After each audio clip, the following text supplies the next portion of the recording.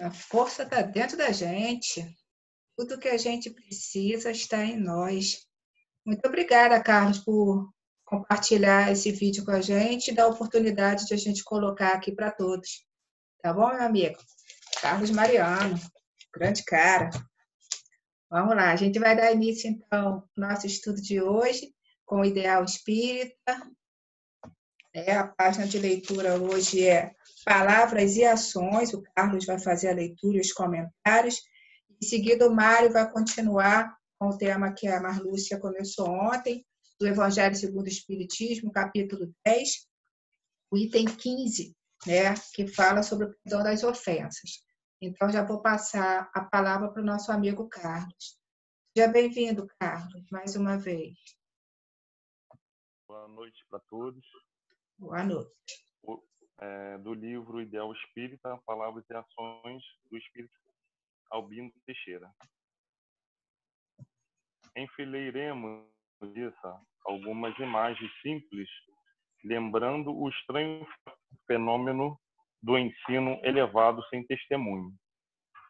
Somente frustrada. Árvores, fonte seca, enxada morta, máquina sem uso, lâmpada apagada, tomada inútil, fogão sem lume, cântaro sem fundo, título sem trabalho, motor sem brilho, remédio na prateleira. Não esqueçamos de que a doutrina espírita vem até nós para que as grandes palavras do cristianismo sejam traduzidas em grandes ações. Tá? Então, vamos começar. Terça-feira, André Luiz nos trouxe, foi lido no item 44 do Ideal Espírita, que nós somos seres independentes. Tá? No livro Estude e Viva, o próprio André Luiz também nos traz que nós somos arquitetos de nossos destinos. Interdependência, estado ou qualidade de duas pessoas ou coisas ligadas entre si por uma recíproca dependência, em virtude da qual realizam as mesmas finalidades pelo auxílio mútuo ou coadjuvação recíproca. Por que eu botei isso aqui? Porque tem tudo a ver com o texto que a gente, quando pego para fazer o estudo que nós vamos fazer a apresentação, no caso que é no domingo, eu pego e durante a semana toda o pessoal vai fazendo comentários e a gente vai vendo como tudo é interligado, tá? E essa interdependência, tá? O que acarreta? Nós vamos ver à frente os motivos, tá? Então podemos dizer didaticamente, tá? Como todo mundo comenta que nós estamos numa escola, que nós estamos fazendo uma prova surpresa, e essa prova é em grupo, direito à consulta. E exatamente isso que esses espíritos como hoje temos o Albino Teixeira, vem nos trazendo exemplos de máquinas e objetos em seu estado de inutilidade. Inutilidade, que não acarreta frutos. Jesus nos ensinou, né? Que conheceremos pelos frutos. E Allan Kardec também nos traz que cada um terá que dar a conta da inutilidade voluntária de sua existência. No livro Religião dos Espíritos, Emmanuel nos faz um adendo a respeito da questão 721. Nos traz assim: faze de cada hora um poema de renúncia vazia, terra seca, coração sem serviço, candeia apagada, alegria sem trabalho, flor sem proveito, cultura sem caridade, árvore estéril, sermão sem exemplo, trovoada sem chuva, tribuna sem suor, esquife sonoro, inteligência trancada, luz no deserto, vida sem ação, enterro lento, filosofia sem bondade, conversa sã, conversa vã, talento oculto, fonte escondida, fé parada, vaso inútil. E ele continua. Tá? Por que eu trouxe esse trecho? Para ver que nós temos dois espíritos trazendo, na verdade, a mesma informação de forma diferente. Os ensinos, eles vêm sendo repetidos, repetidos e repetidos. Tá? Então, temos que... foi comentado até com a própria Adriana na sexta-feira, que nós teríamos que nos reconciliar com nossos inimigos. Então, sem esquecer que, na maioria das vezes, o nosso inimigo, nosso maior inimigo, é nós mesmos, é a nossa inutilidade. E eu falo isso com propriedade porque eu passei por esse processo. Tá? Por quê? Quando você vive num momento de inutilidade, e como nós trabalhamos, vivemos, porque nós somos seres interdependentes, como André Luiz disse. Essa inutilidade, esse momento de inutilidade na nossa vida, a gente acarreta uma sobrecarga dos companheiros.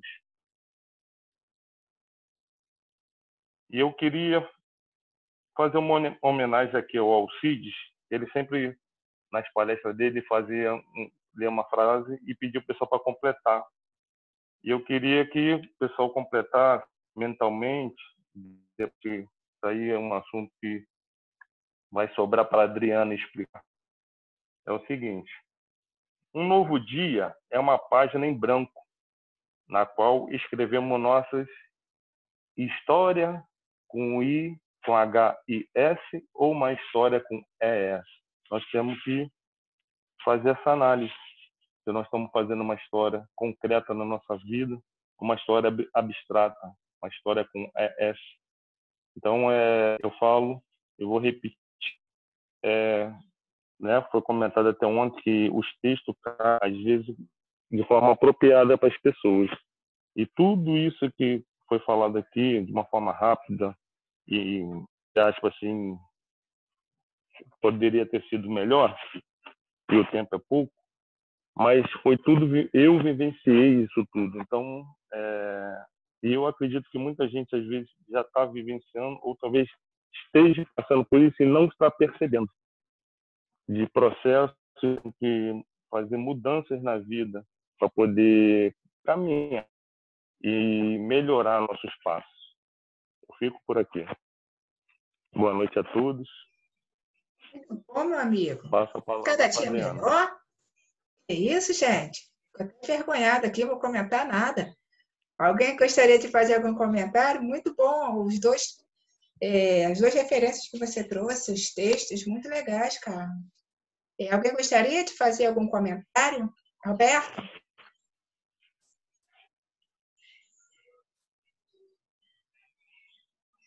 Oi, Carlos. Oi, Adriana. Oi. Foi muito interessante aí a reflexão do Carlos, né? E uma coisa que me veio à mente quando eu li essa página aqui agora é a parábola dos talentos, né? Ele nos chama a atenção de que, com a doutrina espírita, nós temos que pôr em ação, né, aquilo que nos chega, né?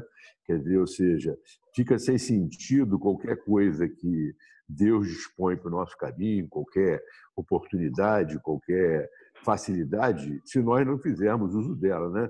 Da mesma forma, eu diria que se estivéssemos perdidos, né, num local desconhecido e recebêssemos um mapa, né?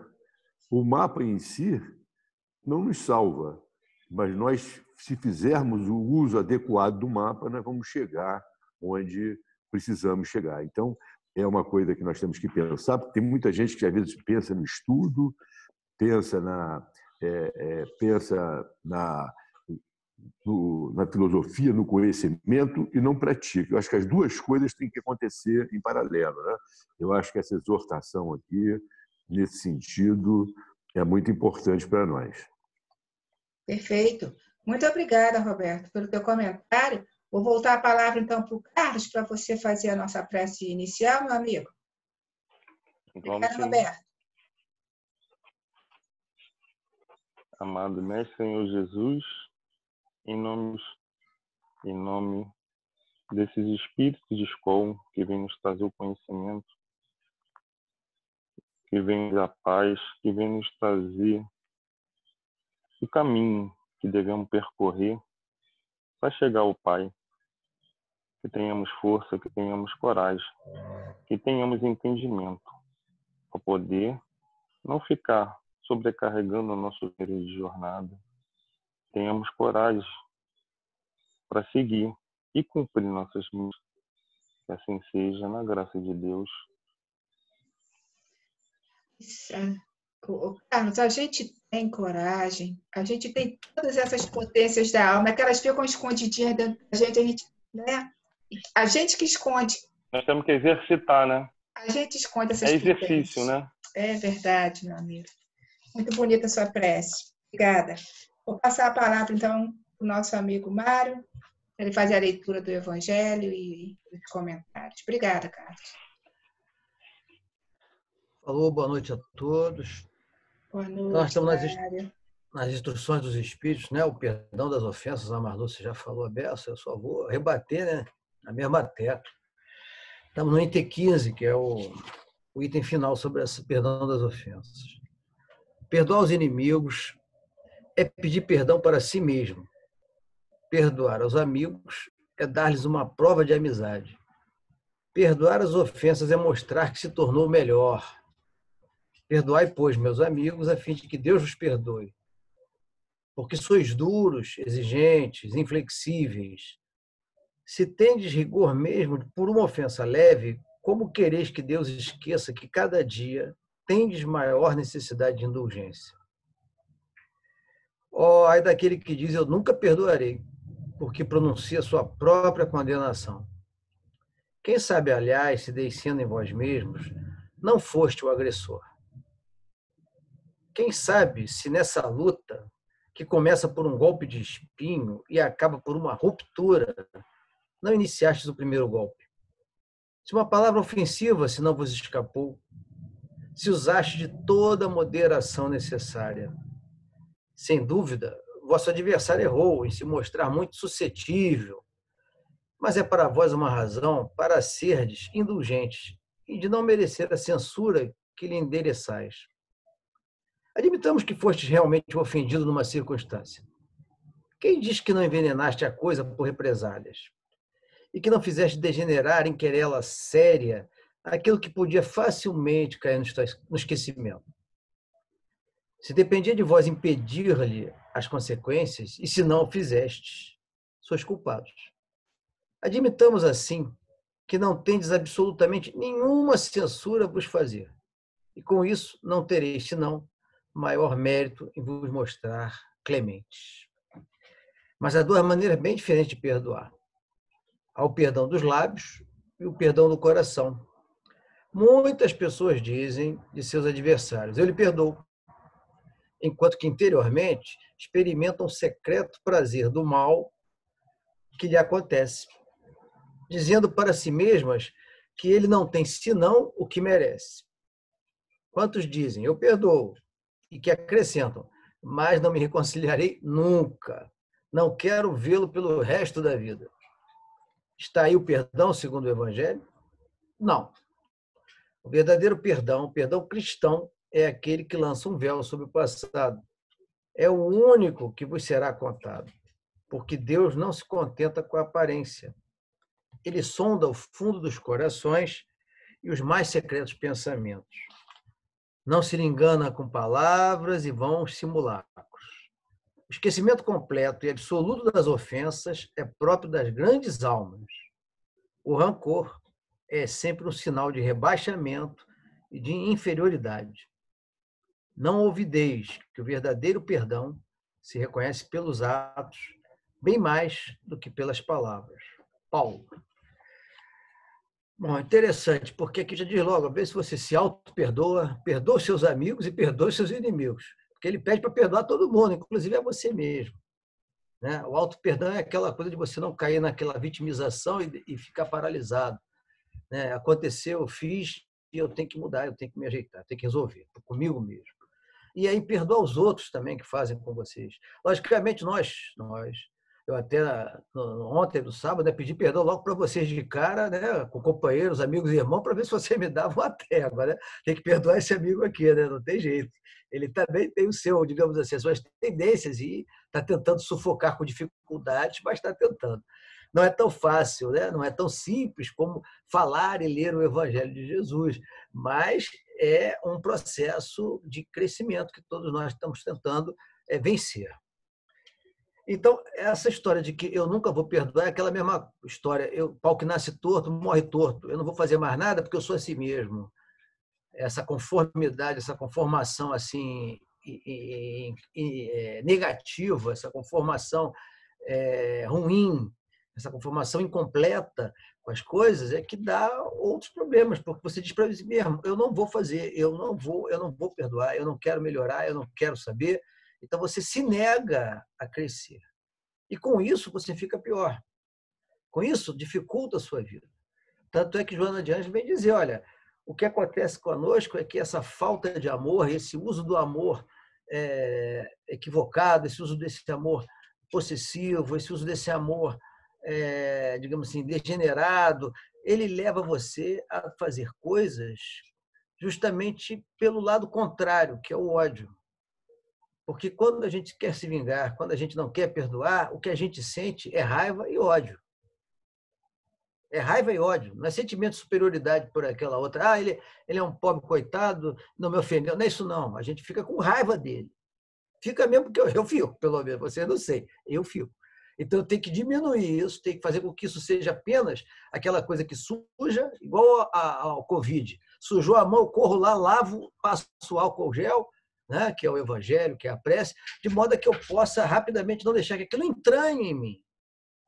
Tanto é que no final Paulo diz, o rancor, a mágoa, o ressentimento é justamente aquela fogueirinha que você não deixa apagar, que fica esperando apenas o combustível próprio para que você exploda em relação às pessoas, para que você se vingue, para que você faça coisas que você vai se arrepender. E nós vemos isso no nosso dia a dia. Feminicídios, infanticídios, crimes violentos em relação a crimes de assalto, onde a pessoa o quê? Explode numa situação XYZ, explode literalmente e comete isso. E ela vem dizer, olha, o amor é que vai fazer com que você acalme isso. É a água que apaga o fogo. É o lenitivo que facilita a nossa vida. Perdoar antes de tudo, é um alívio para nós mesmos. É difícil.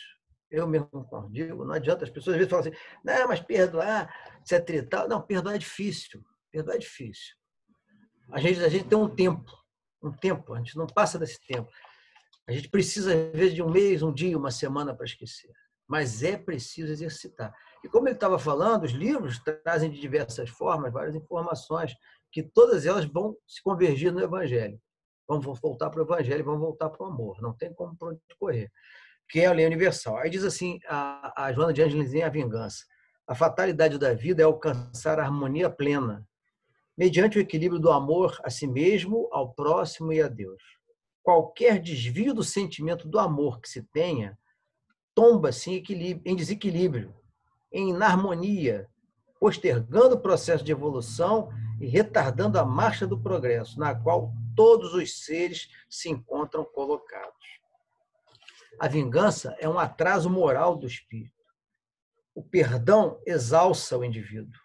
A primeira, que é a vingança, né, leva-o a futuros conflitos e prende aquele que a cultiva a quem detesta. Então, a ligação que se faz eletromagnética porque a gente odeia alguém prende mais do que o amor. Essa que é a verdade. O amor liberta.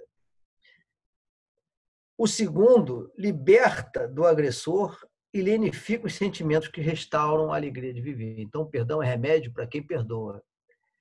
Uma aflige sem pausa a raiva, a ira, a mágoa, o ressentimento.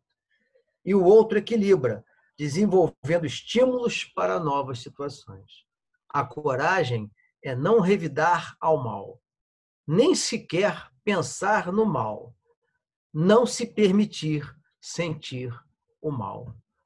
Então, a gente vê que realmente não adianta, por mais que a gente tente, A gente lute primeiro para esquecer, lute para não se vingar e lute depois para realmente perdoar. Né? Esquecer é uma fase, não fazer o mal é outra fase, não se vingar, e depois lute para perdoar, para que você possa, até nesse caso, ajudar ele a ir com você. E vou lembrar mais uma coisinha, não esqueçam da reencarnação. Hoje, o cara que você não quer perdoar e que você odeia, amanhã é seu papai e vai puxar sua orelha beça. Ou então vai ser seu filho e vai fazer muita malcriação. E você vai ter obrigação moral de educá-lo.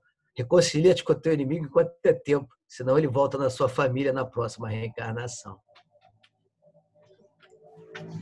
Muito bom, Mário. Obrigada, meu amigo. Hoje eu estava em casa, nesse tempozinho frio, eu estava fazendo uma comparação assim, meio louca na minha cabeça. E tanta gente que fala assim, né? Eu não gosto de poesia. Poesia comigo. Eu estava pensando, poesia é igual o evangelho, cara. Você passa a gostar quando você está apaixonado. É aquele cara que não gosta, quando ele se apaixona, ele ouve uma música, aí o coração dele bate mais forte, ele pensa naquela pessoa. O evangelho é exatamente isso. A pessoa ela só se agarra ao evangelho quando ela está sentindo a necessidade de usar o evangelho na sua vida. Né? Então, cada momento das nossas vidas tem a ver com esse amor que está lá dentro, a paixão no sentido desse amor, né? Não na paixão física, mas a paixão interna, né? Tem a ver com esse amor que a gente tem que despertar pelo outro, para que a gente possa entender exatamente as palavras do Evangelho e não fique só como uma poesia, né? Como uma coisa que eu não gosto muito. E aí o Carlos começou falando hoje exatamente do inimigo, você falou aí mais uma vez, né? O grande inimigo, né? Muitas vezes somos nós mesmos e a gente não se dá conta disso, né? Acha que o inimigo é só o que está fora. Bom, Mário. Carlos? Levantou a mãozinha, Carlos? Pode falar. Teu microfone está mudo. Nós, em relação ao amor, né, a essa mudança, nós estamos tão atrasados, que houve a necessidade daquela, que ano passado foi muito discutido, né, aquela revelação de Chico, né, que em 1969 teria havido uma reunião sobre, né, o destino da Terra, que Jesus, então, teria pedido uma moratória, né, para a Terra por mais 50 anos, né? A princípio, essa moratória teria terminado no dia 20 de julho do ano passado.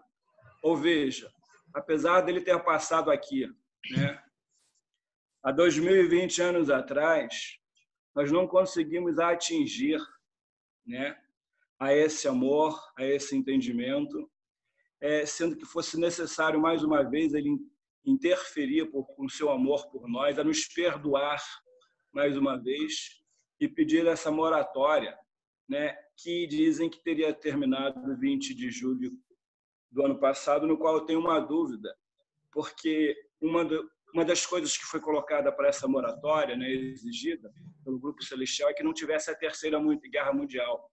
Eu tenho uma dúvida se essa moratória ela não seria até 20 de julho desse ano. E, mais uma vez, ele, com seu amor, com a sua benevolência, para nos ajudar, para que não tivéssemos a Terceira Guerra Mundial, ele permitiu que tivéssemos essa doença que está aí. Quer dizer, nós estamos muito atrasados na questão do amor, na questão do bem, tendo que Jesus interceder e mostrar para nós, a todo momento, o que é o amor, o que é o perdão, o que é a caridade. Legal, Carlos, muito bom. Mais alguém gostaria de fazer um comentário?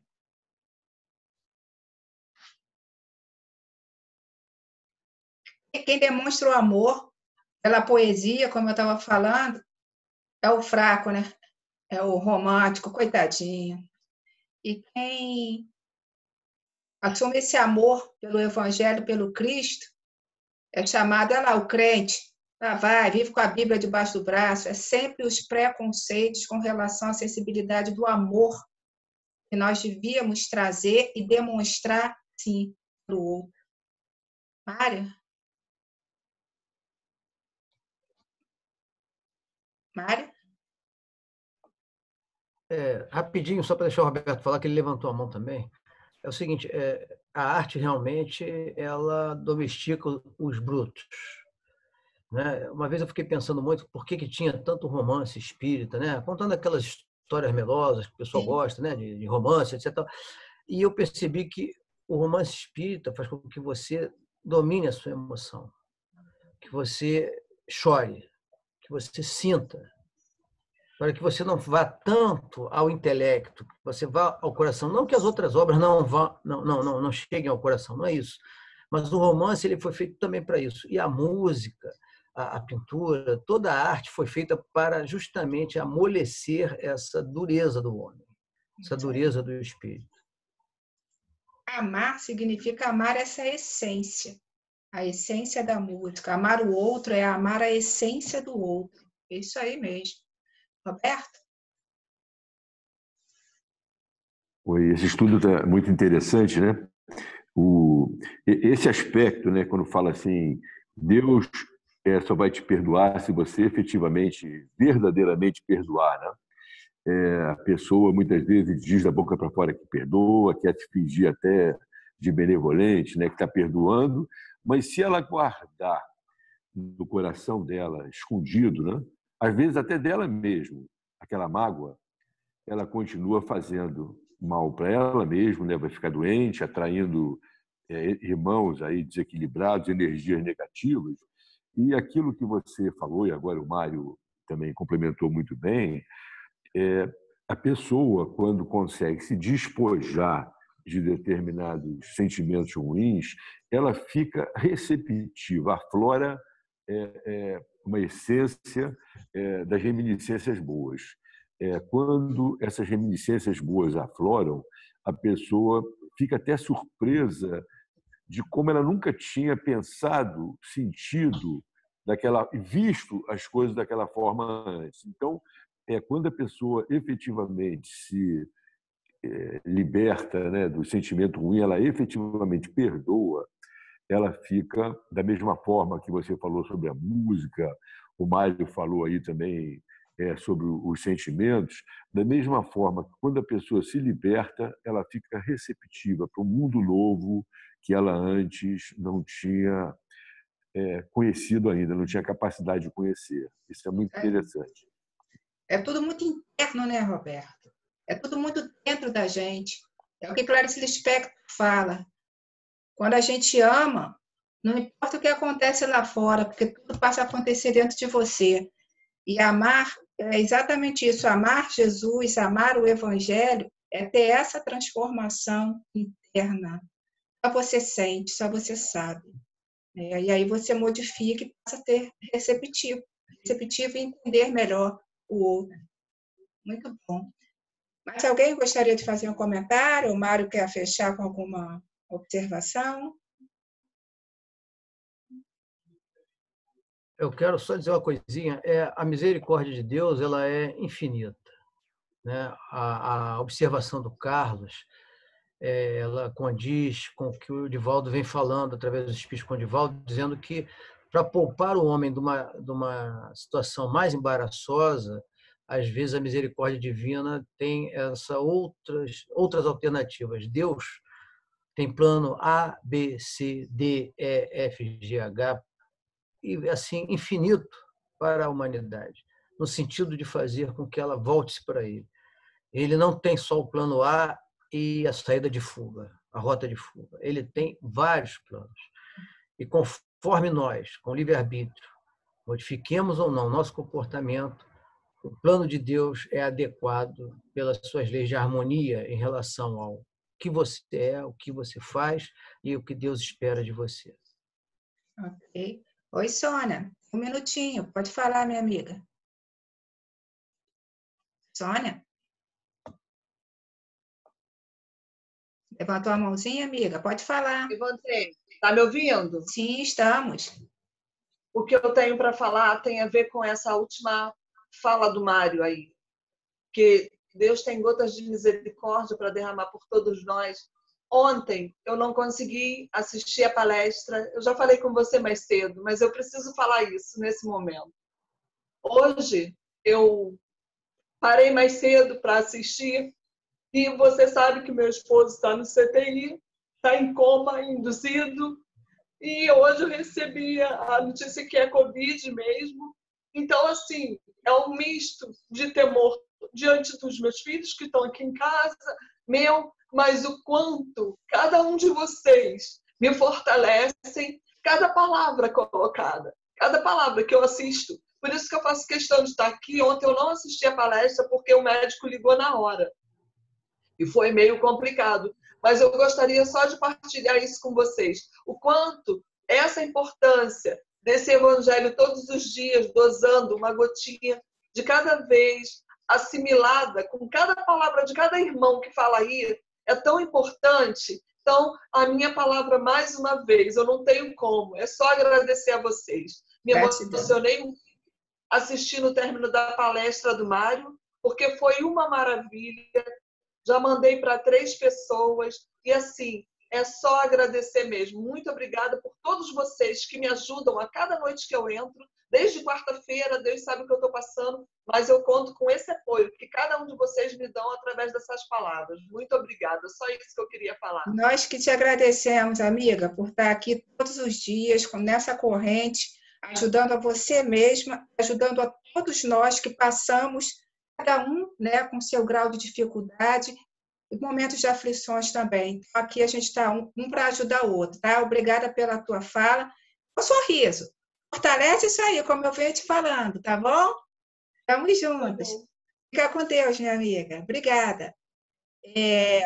Carlos, vou passar de volta para você, meu amigo, para você fazer a nossa prece final.